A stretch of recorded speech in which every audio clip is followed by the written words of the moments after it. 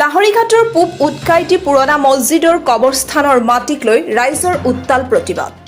লাহৰীঘাটৰ পূব উৎকাইটি পুৰণা মছজিদ আৰু কবৰস্থানৰ মাটি জালিয়াতিৰে এটা ব্যক্তিগত অনুষ্ঠানৰ নামত নামজাৰি কৰি লৈ যোৱাৰ দৰে জঘন্য কাণ্ড সংঘটিত হৈছে। এই কথা আমি কোৱা নাই, প্ৰতিবাদকাৰী স্থানীয় ৰাইজে প্ৰকাশ কৰিলে সাংবাদিকৰ আগত। মছজিদ কমিটিৰ প্ৰাক্তন সভাপতি আব্দুল গফুৰ আৰু সম্পাদক শামছুল হকে মিলি এই জালিয়াতি কাণ্ড সংঘটিত কৰাৰ গুৰুতৰ অভিযোগ আনিছে স্থানীয় ৰাইজে।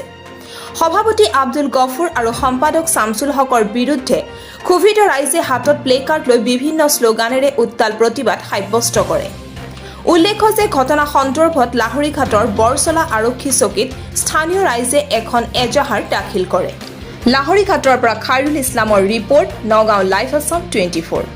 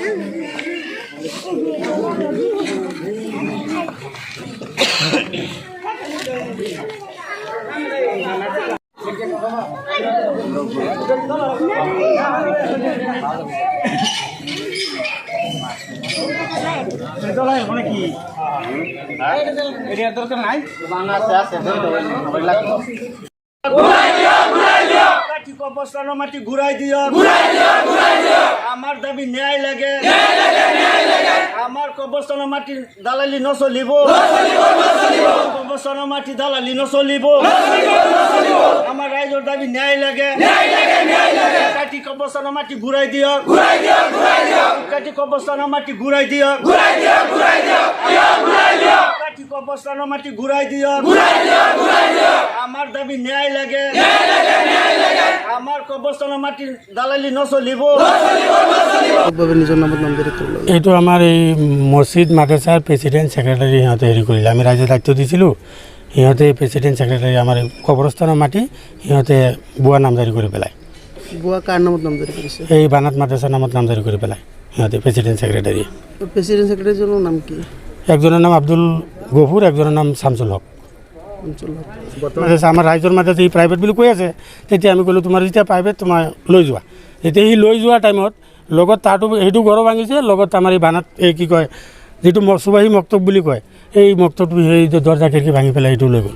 টিংকিটাও লৈ গৈছিলে, লাষ্টত আমি ৰাইজে টিংকিটা লগাই লৈছোঁ, নাই পোৱা। লাষ্টত যেতিয়া আমি গম পালোঁ, সিহঁতক সুধিলোঁ, নাই সিহঁতি এইটো আমাৰ তাৰমানে জবৰদস্তি কৰি পেলাই সিহঁতে মাটিটো হেৰি কৰি আছে। এতিয়া আপোনালোকৰ ৰাইজে তেওঁক কিবা কৈছে নেকি মাটিৰ? অঁ, সুধিছোঁ আমি। কি কৈছে? কৈছে বোলে আমাৰ হেৰি আমাৰ বানাত মাদ্ৰাছাৰ নামত আমি লৈ লৈছোঁ, তহঁতে পাৰ যদি কিবা কৰি পেলাই। প্ৰতিবাদ কৰিলা? প্ৰতিবাদ কৰিছোঁ আমি। আমাৰ এইটো যেতিয়া আগত কুমুটি আছিলে, এটা কুমুটিৰ শামছুল গফুৰ আছিলে, তেতিয়া মানে সিহঁতে আমাৰ এই চাৰিকটা মাটি আমাৰ দাদাকে বিকিছিলে। তাৰপিছত বিকাৰ পিছত আমাৰ বিক্ৰী কৰিছিলে ৰাইজৰ হাতত। তাৰপিছত সিহঁতে কৈছে আমাৰ ডব্লিউট কৰি পেলাই আমাৰ বৰ্তাক নিলে, নি পেলাই মোৰ বৰ্তাক ল'ৰা এটা লৈ গ'ল, লৈ পেলাই তাৰপিছত মৰিগাঁও ডব্লিউট কৰি পেলাই লিখি ল'লে। আমি মাছা নিনিওঁ, তহঁতৰ মাটি ঘৰ বিটি চবখিনি লিখি ল'লোঁ আমি, ইয়াত খোজ নিদিবি এইফালে। তেতিয়া আমি গম পাই গ'লোঁ যে ৰাইজৰ মাটিটো সিহঁতে আমাৰ মাটিটো ব্যক্তিৰ মাটিটো লিখি ল'লে। তেতিয়া গম পালোঁ ৰাইজৰ নামত মছজিদ কমিটিৰ নামত থাকিব লাগিছিলে, কিন্তু মছজিদ কমিটিৰ নামত নাই। কবৰস্থান মছজিদ কমিটিৰ মানুহৰ নামত নাই, বেলেগ মানুহৰ। এতিয়াতো আমাক দম দিয়া কৈছে যে কবৰস্থানৰ ভিতৰত যিখিনি মাটি আছে এইখিনি মাটি হ'ল আমাৰ। ইয়াতে আমি আমাক তহঁতৰ হিম্মত থাকিলে সেইটো ঘৰ ভাঙি দিয়া। তহঁতে কোনে কৈছে? শামছুলে ক'লে, আফাজুদ্দিনে ক'লে, গফুৰে ক'লে। দাখিল কৰিছোঁ বৰচলাত। তেতিয়া মানে আমি বৰচলা এজাহাৰ দাখিল কৰিছোঁ।